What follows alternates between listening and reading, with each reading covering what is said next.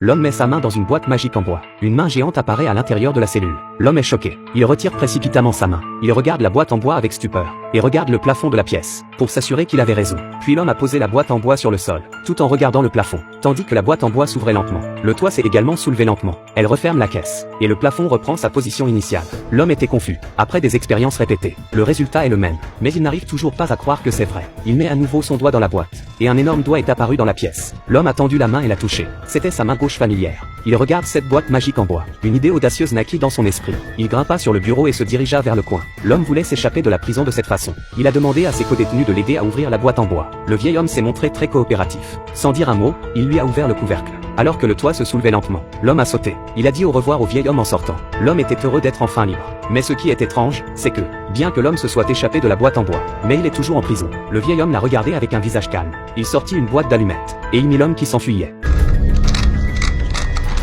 Le vieil homme regarda la boîte d'allumettes dans sa main. Même si Superman venait, ne pourrait pas lui échapper. Puis il remit la boîte en place, et la posa sur le lit. Puis il se dirigea vers son bureau. Il a ouvert le tiroir et y a jeté les allumettes qu'il venait d'emballer. Et l'homme n'était pas le premier. Après tout cela, le vieil homme a remis ses lunettes comme si de rien n'était. Il a pris le livre sur le bureau, après avoir ajusté son état, tourna la tête vers la porte et cria: « Au suivant, s'il vous plaît. »